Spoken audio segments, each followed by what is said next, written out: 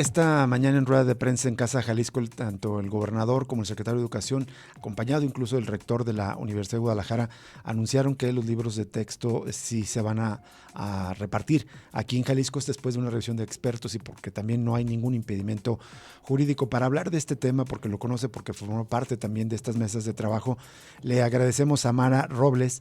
Ella es diputada local por el partido Hagamos actualmente en el Congreso del Estado, pero tiene una gran experiencia en temas educativos de la que se ha formado profesionalmente, académicamente, e incluso en su historial público fue secretaria de Educación en el gobierno de la Ciudad de México. Mara Robles, gracias por atender esta llamada. Buenas tardes.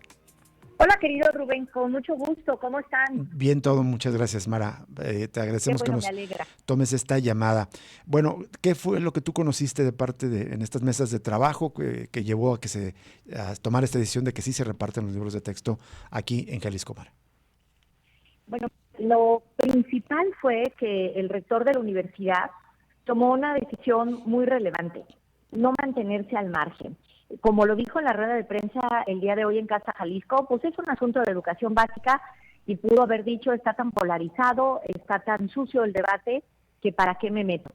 Pero nos consultó a una serie de académicos de la universidad, destacadamente a la doctora Patricia Rosas, que es la directora del Instituto Transdisciplinar de Literacidad, a tu servidora y a muchos más, y nosotros le sugerimos que no, o sea, que efectivamente, como él decía, estudiáramos el asunto. Entonces, el Instituto de Literacidad llevó a cabo una revisión verdaderamente exhaustiva, así como antes era voto por voto, casilla por casilla.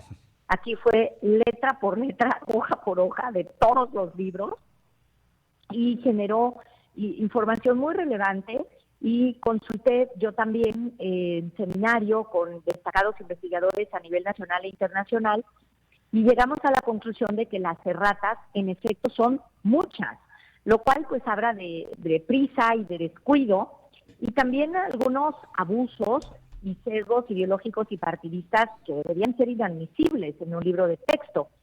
Y que también hay un cambio de modelo educativo, pedagógico, curricular, o sea, todo, Rubén, todo. Uh-huh. Es muy impresionante, porque bueno, de materia se pasa a campos formativos, ahora hay ejes, hay proyectos, o sea, es una auténtica revolución, lo cual per se, pues no es malo, porque el anterior modelo educativo, pues no creo que fuera muy bueno, porque 7 de cada 10 niños salían de la primaria sin saber leer y escribir, como he repetido como perico los últimos 20 años, ¿no?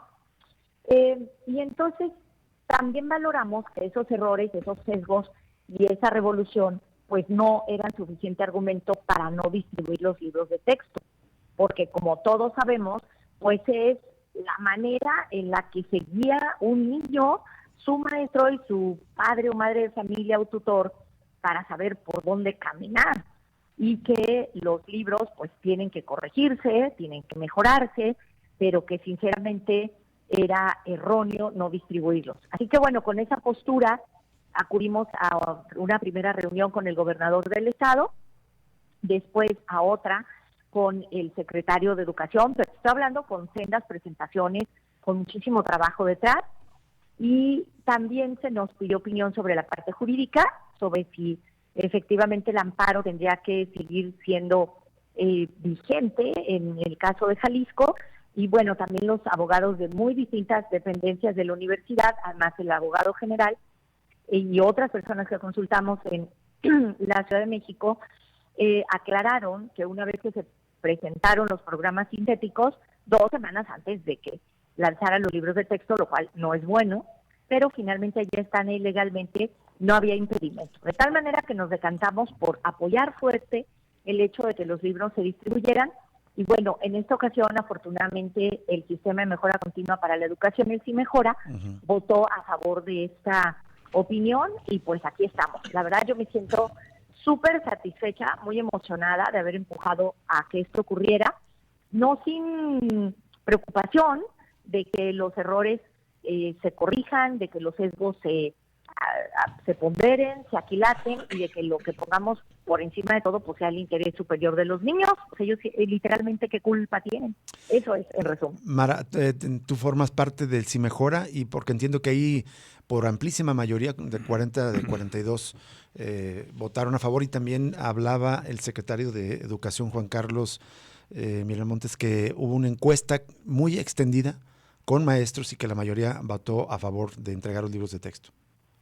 Sí, bueno, para ser precisos, no soy integrante de Si Mejora, porque los dos diputados que acuden de manera permanente son el diputado Enrique Velázquez, que es nuestro colega, también universitario, él es el presidente de la Comisión de Educación del Congreso, y la diputada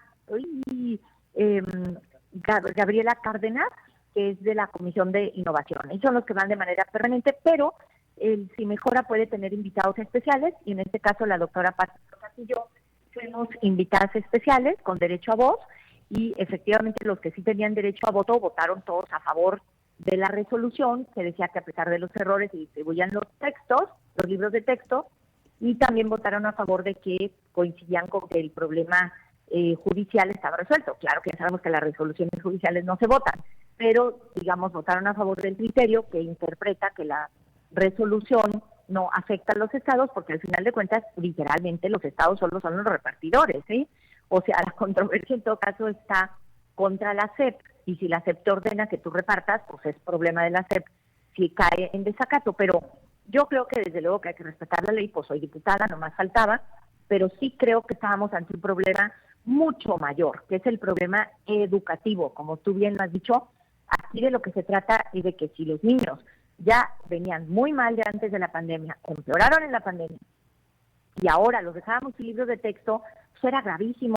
Además de que la discusión se ha dado en términos muy malos. Tú sabes que yo sí fui comunista de chiquita, y entonces les decía que sinceramente hace falta bastante más para adoctrinar a un niño, ¿no? Y que entonces pues está muy relevado lo comunitario, pero pues así como que digas aquí pioneros por el comunismo seremos como el que, pues tampoco, ¿no? ¿Qué tal, Mara? Te saluda Jesús Estrada. Y justo, bueno, quería hacerte un par de preguntas. Una es sobre el tema de la erotización o supuesta hipersexualización de los libros, lo cual tengo entendido que eso corresponde a una serie o una campaña muy fuerte de noticias falsas. Quería preguntarte si detectaron justamente eso, que sobre todo en redes sociales han estado circulando supuestos ejemplos que resultaron ser falsos. Pero la otra cuestión que planteas ahorita me parece interesante, lo de la vida comunitaria, porque en el modelo anterior, pues igual lo podríamos acusar de que están fomentando a mis hijos a que sean capitalistas neoliberales, poniendo al individuo en el centro de todo, la competitividad, la competencia, la meritocracia. Digamos, esto es otra cuestión completamente diferente y no necesariamente comunista, ¿no? Bueno, yo, por cierto, soy comunista meritocrática. Te voy a explicar por qué. Bueno, me parece que el debate en efecto se ha dado en pésimos términos, ¿no? Que el nivel ha sido muy bajo, que las descalificaciones han llegado a grado superlativo, que efectivamente muchas de las cosas que han circulado en redes no pertenecen a los libros de texto, como esto que señaló el rector, ¿no? La imagen esta donde decía que las niñas tenían vagina, pero que algunas también podían tener pene, pues ya no digamos que eso era erotizante, pues eso era anticientífico, o sea, no hay manera, ¿no? Pero por suerte se pudo demostrar que eso pertenecía a una cosa hecha por una asociación española y que no está en los libros de texto de los niños, o como el famoso debate sobre las sexoservidoras transexuales, que es un libro para adultos que están estudiando la primaria en el IDEA. Y en el caso de lo individual y lo comunitario, te diría que yo tengo mi opinión. A ver, la educación en Francia tiene un para qué, que es para la igualdad, la libertad, la fraternidad y la autonomía. Y eso se manifiesta en que los niños se puedan poner los calcetines solos, puedan ir a un campamento sin sus papás y que además puedan andar en bicicleta. Yo que insisto, fui niña comunista, lo digo muy en serio, porque yo iba a campamentos de los hijos de los miembros del Partido Comunista Mexicano y de veras recibía un adoctrinamiento todos los sábados en el Parque de la Reforma de 9 de la mañana a 12 del día, y fui presidenta de una asamblea mundial de niños en Bulgaria a los 12 años. Te puedo decir que pues a mí me ayudó bastante a la autonomía el haberme puesto los calcetines sola y en haber viajado sin mis papás. Y que entonces una cosa es el individualismo egoísta y otra cosa es la autonomía. Y que cuando hablamos de meritocracia, pues de lo que se habla es de que la gente entre por servicio civil de carrera al trabajo y no por recomendación, pero la verdad es que los debates son muy baratos y se confunden conceptos. Lo que se hace en estos libros es convocar a vivir la comunidad, o sea, entender que hay otros y no solo tú en el mundo, que eres corresponsable de lo que pasa en el medio ambiente, Claro. que si sales a la calle y está lloviendo, pues te des cuenta de que no solo es un fenómeno biológico para tu cuerpo, sino también un fenómeno natural, con las nubes, y también un fenómeno social, porque hay gente que vive en casas de cartón y se está mojando, y a lo mejor es reiterado y cansino, ¿no? Porque en los libros se repite de manera muy agobiante, y en todo caso puede resultar hasta contraproducente, te quiero aclarar. Pero de ahí a que se estuviera adoctrinando a los niños para ser comunistas, por Dios. Pero además digo, yo pongo en cuestión, porque esa es una entrevista universitaria, bastante más, coloquial, te diría, bueno, también porque está mal formar a alguien en el comunismo, pero es broma. Creo que hay un párrafo que yo sí cuestiono con mucha seriedad, que es que dice que el método y el rigor científico se convirtieron en los líderes del pensamiento para el régimen mayoritario. Yo digo, pues perdóname, ahorita el régimen mayoritario, los que están haciendo los libros, pues son este gobierno, entonces el método científico sería su aliado. Creo que son excesos, creo que son cosas que se salieron de proporción y sinceramente creo que se tienen que arreglar y se tienen que matizar, porque si sostengo que pues el método científico es lo más acertado que hasta ahorita hemos encontrado los seres humanos para cuestionarlo, para decir hasta aquí llegó el método científico y otra vez con nuevas variables vamos a cuestionar lo que antes se dijo. Entonces sí me parece que se cometieron excesos, sí me parece que se cometieron exabruptos de corte partidista e ideologizante que no le vienen bien a la educación de los niños, pero que no son excesos exabruptos suficientes como para no repartir los libros de texto. O sea, ahorita justamente yo estoy aquí con un colega de nuestro equipo revisando otra vez, libro por libro, cosas importantes, y cuando tú ves los ejercicios que hay que hacer, dices, no, hombre, pues si libros, ¿qué hubieran hecho los niños? O sea, ¿dónde iban a practicar? Entonces, los libros tenían que entregarse y tenía que hacerse la crítica de manera serena, de manera reflexiva, de manera académica, pues para poder ser escuchado. De otro modo, pues nadie se escucha y justamente es la selva. Muy bien, Mara Robles, te agradecemos que nos hayas tomado esta llamada y pues si nos permite seguimos en contacto contigo más adelante sobre este tema. Como siempre, con mucho gusto. Saludos a los dos. Igualmente, gracias. Hasta luego. Mara Robles, diputada del partido Hagamos.